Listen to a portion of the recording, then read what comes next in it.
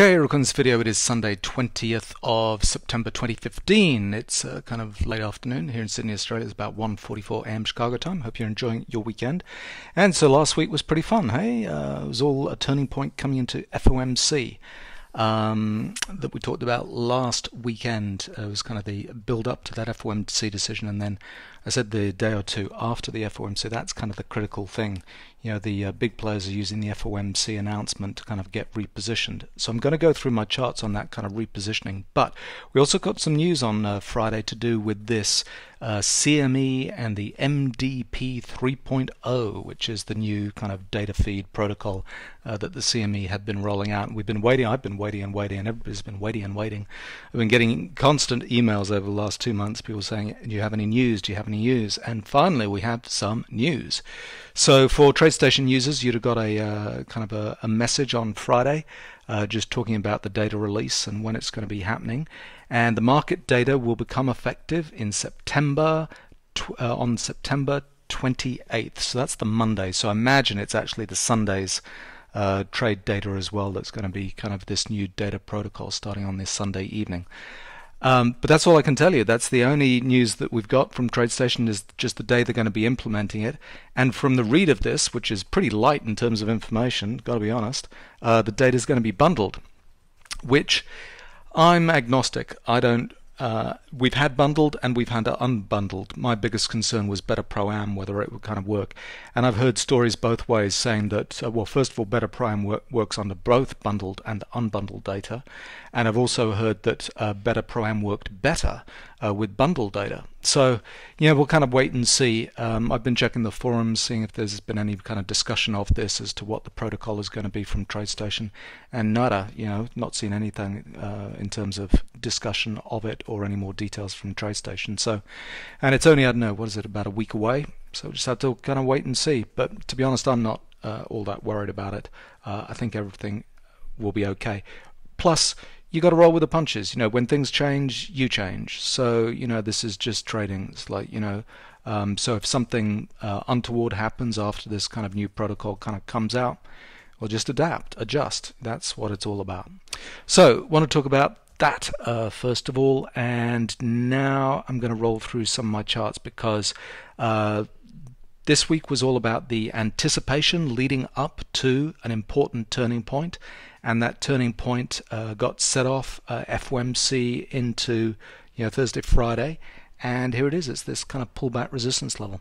So it's gone off on all the kind of indices charts. I'll just roll through these quickly. This is the Dow chart, and that's the level I'm talking about, this pullback resistance.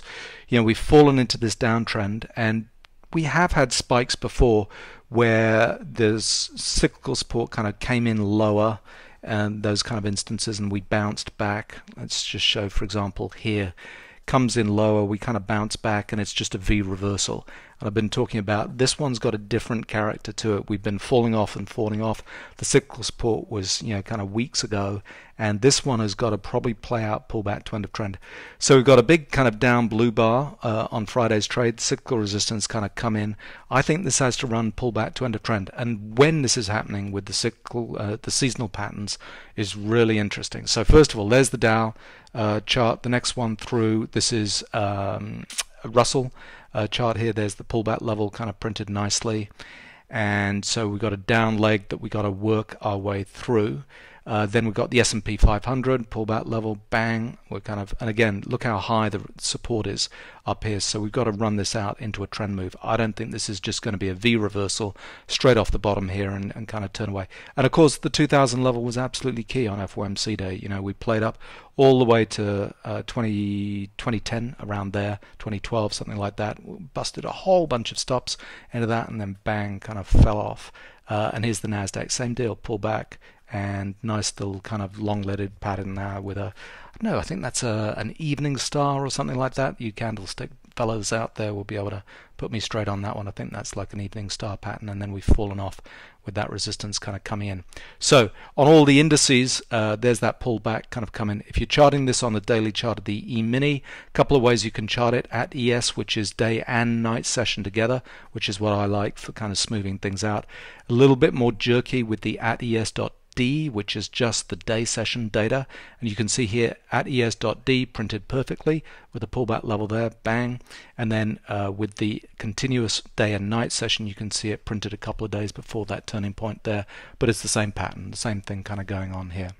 So there we go. That is a turning point. So I think we've got a down wave this next week to contend with, and I think it's really interesting, particularly because I keep on coming up to this multi-time frame chart and saying, look, we're through these trending patterns on two high time frames, like the daily time frame and the 3-day time frame, which would be the intermediate chart here. Bang, bang, we're through there. The pullback level's gone on.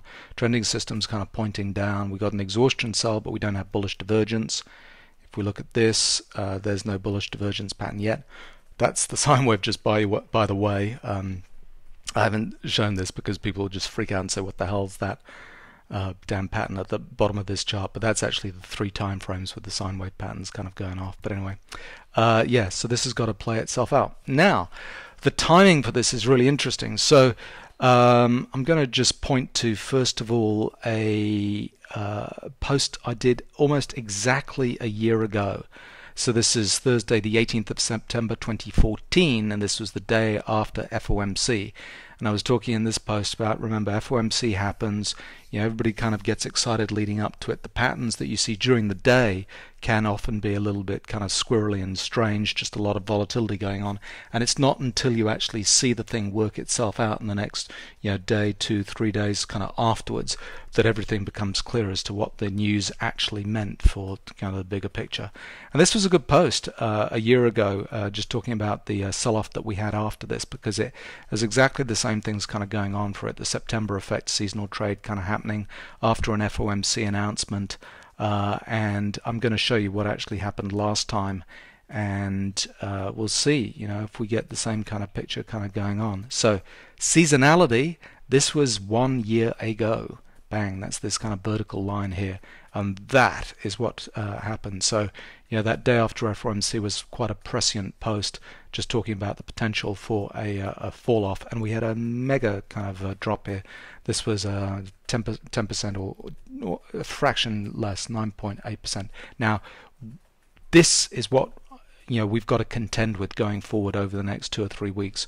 This seasonality, this weakness of seasonality, and I'll point put a link up on the post back to the seasonality post that talks about the fundamental reasons why we have weakness in the September kind of time frame.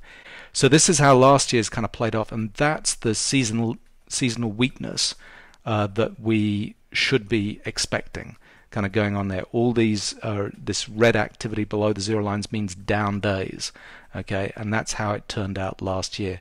Now this year, we've kind of had the weakness before the seasonal pattern kind of lays in, and then we've had this pullback resistance kind of go in at the same time. So are we going to get more seasonal weakness with this weakness in the background as this plays out pullback to under trend on the daily chart, and where does it take us on the way down? So I think that's kind of really interesting. And when you back it into the commitment of traders, right, data just being refreshed there in TradeStation momentarily. So this is the commitment of traders. Remember, I kind of flipped this data upside down. This reading we had the previous week down here, and I forget what this reading was. 42% net. Well, it's actually net longs, but I flip it upside down and get a negative read down there. That was the biggest reading in S&P commitment of traders history. Monster kind of reading. And the reason I flip these things upside down is because that's the way the price kind of works against it. So last year we had this commitment of traders warning signal, crash warning indicator signal that gave us this correction. That's almost a year ago, and this correction was actually about 9.8%. So I make a small adjustment on the crash warning indicator. This warning signal, obviously it happened weeks ago, but it did finally kind of end up with a correction of 10% move. And so we're just waiting to see if we got this seasonal pattern kind of lining up with this almost identical type pattern with last year with the warning and the correction. Just went to a 10% down. It didn't go to a crash, which would be a 20% kind of down, but it's kind of interesting. We are sitting on an absolute ledge. Now, in terms of seasonality, if you want to follow these, you can go to the website and pull in a calendar. So go to Emini-Watch, click on the top navigation, Emini Futures. That takes you down to the feature article on what are Emini Futures and why trade them. The top of that page, there's a public calendar. There's a link to the public calendar.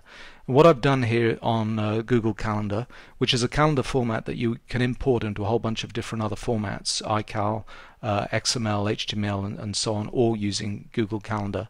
You can import here.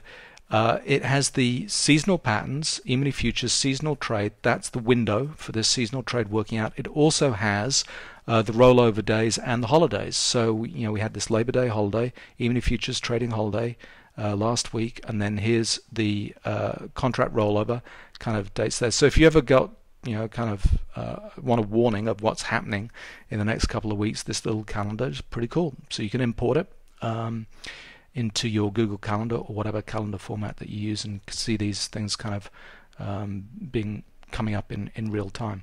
So there we go. That's what I'm looking for this week. We've had this pullback, cyclical resistance come in all these time frames. It's got to work itself out in some fashion. Pullback to end of trend. And on top of that, we've got this seasonal weakness that we're kind of going to get during the next couple of weeks. Have we had it early and we're just, or we've got it ahead of us? I think we've got it ahead of us. And it's interesting that pullback resistance has kind of gone off. And then, in the background, we have one of these commitment of traders, crash warning indicators, and we've made one lurch down to a correction level. Are we going to go the next one down? So, what to look for kind of going forward? And I'm going to just pull up my 4500 tip bar chart. Let me show you this one first. So this is the 40,500 tip bar chart. Let's keep things simple. So this is Friday's activity. This is a vertical line showing the open of Friday's trade. This is Thursday's activity with FOMC kind of going on. We had a really quiet lead into that, and then we had all the shenanigans that we normally get. And we punched up through 2,000 level here. All these blue professional bars, we ran stops up there, and then we crashed on down, and we are sitting on a cyclical support kind of here. Now, we've held for the time being at 1940, but is it time to get a trending move? This shows kind of an overshoot, and now we've been caught by support. I don't know, we're just going to be caught by support and that's it, and we kind of rally back up? Or do we come back, make a resistance, cyclical resistance kind of level, and then just bounce off that and kind of move on the way down? I don't know. This is the critical level at 1940, the lows on Friday. Are we going to bust through here into a trending move on the way down? If I just show you one time frame down, the 13,500 tip bar chart, this is what we had. That's the blow-off activity that we had on FOMC day. In this time frame, we've broken into a downtrend. This is the exhaustion cell that gets the move going, that generated all of that selling activity. We've had another exhaustion pattern here, coming into these lows, almost kind of getting out, taking profits, pull back to dirty end of trend here, a whole bunch of blue professional bars, flushes kind of going on. So we got supports on this time frame and the lowest time frame. So if I show you that on the multiple time frame here, you'll see it all kind of come together. So this is 4,500 tip bar chart, lowest time frame, pull back to end of trend. Then we get pullback to end of trend on the next highest time frame, 13,500, and now we've got cyclical support on the 40,500. And I talk about these rippling through. Here's the lowest time frame, the highest time frame rippling through, and we've hit support here. We've got our exhaustion pattern on a left shoulder. We've been checking it at this level. Is this going to hold? If we look at on Better Pro-Am, this is Friday's activity. There's those blue professional bars. We had just one little one here. This could be closing out the end of the day, the end of the week. It's an absolute kind of critical support level. A whole bunch of supports kind of come in all together there. And so that's what I'll be waiting for, Sunday into Monday's trade, to see if we get a follow through and all of a sudden this breaks into a trending move on the way down and we get that seasonal kind of activity played out with weakness over the next few days. There's some fundamental reasons why we could crash through kind of 1940. That's kind of it, kind of as background. But if we also play back and come into cyclical resistance and just bounce off that on the way down, that could be a way forward as well into this move. So I'm agnostic whether we'll kind of get a bounce off this and then it plays down, or whether we just kind of lose it first thing Sunday, Monday, and just keep on going through here. Be watching it for the Asian sessions to see what's kind of going on, because it's going to be another kind of interesting week.